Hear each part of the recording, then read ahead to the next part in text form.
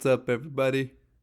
This is the Digital World Podcast, and I'm gonna break down this section of uh, John Deaton's Crypto Law TV video where he talks about the fair notice. Now, if you haven't seen this, I highly recommend going and watching it. I'm just gonna give you a few highlights um, that I thought were really eye-opening, and we're so lucky to have lawyers that are on our side helping us, guiding us through every step of the way. Now, prepare yourselves because this is kind of describing what the fair notice is and a little bit of the history with Vincent and Ripple. Now, I'm going to be playing some of the clips and then talking about it, but here he starts with this. Department of the Treasury, FinCEN. FinCEN finds Ripple Labs in the first civil enforcement action against a virtual currency exchanger. Okay, so it's the first of enforcement action against a virtual currency exchanger. That's important. Okay, now I'm going to fast forward here and I'm going to go ahead and get into this next piece. I just wanted to show you that it has to do with Vincent. So here he is explaining the details. $100,000 because they failed to comply with the banking secrecy laws, anti-money laundering laws, etc. And if you look down there, you'll see that in that settlement, the companies resolved possible criminal charges and forfeited $450,000. The $450,000 forfeiture in that action will be credited to partially satisfy the FinCEN's $700,000 civil money penalty. Now, what's important here, everyone, is that it states that a statement of facts and violations is attached thereto to the settlement. And if you go to the back, the second page of this announcement, you'll note that on March 18th, 2013, FinCEN released guidance clarifying the applicability of regulations in implementing the banking secrecy laws and the requirement for certain participants in the virtual currency arena, namely virtual currency exchanges, basically to comply. They did that in 2013, and 2 years later, they're hitting Ripple as the first example of an exchange or money transmitter in virtual currency to be in violation. Okay, and now that's important, okay? Because now get this connection. If they're the first to be hit with this certain, fine, being like a virtual or currency exchange, um, uh, uh, institution or company, it set the precedent for every other virtual currency exchange or virtual currency. Okay, now what's happening with the SEC is that this is setting the precedent or the standard for all other coins. So for example, we're going to see that the Howey test is now going to be different for virtual currencies. And I believe that the standard is going to be the Ripple test. And it's going to be the first to set precedent in this space. So, first of all, we had the virtual currency fine by FinCEN. It was the first of this kind of happened to a virtual currency. Okay, so it set precedent, and now we're seeing that it's setting precedent for the Ripple test. Okay, now let's keep going here. Now, what's crazy about this is that on this date of 2015 in May. Okay, I'm gonna go ahead and skip to the right here. And you'll see there that it says this agreement is now. This is very, very important. So pay attention to this one. Binding on the company and the government, but specifically does not bind any other federal agencies or any state, local, or foreign law enforcement or regulatory agencies.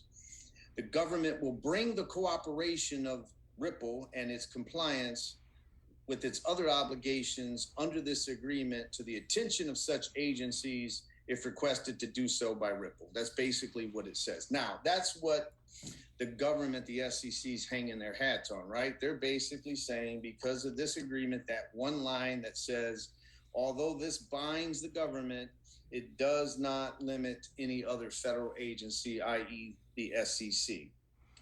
But from the earlier document I showed you, we know that the SEC is working closely with FinCEN, and yet they take no action. This is 2015. Now let's go to Exhibit A, the statement of facts and violations. I want to go through a couple of these paragraphs, right? Because this goes to the Here we fair go. Now I'm gonna notice skip ahead. defense. Labs facilitated transfers of virtual currency and provided virtual currency exchange transaction services. Next paragraph, number 3. The currency, right? The currency of the Ripple network, known as XRP, was pre-mined.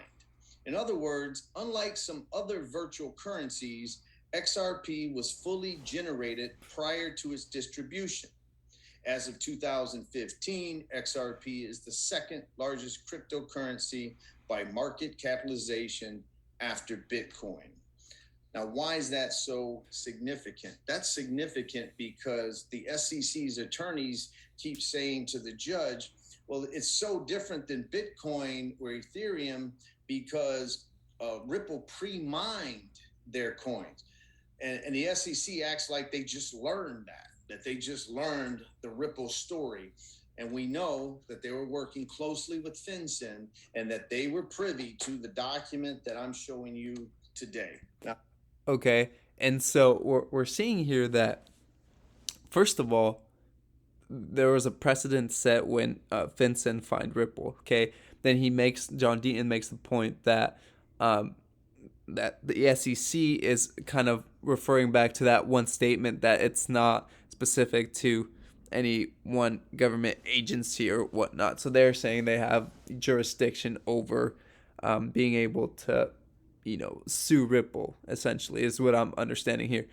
And so then he goes to some of the facts um, right here that we see for the lawsuit, and he was going over them.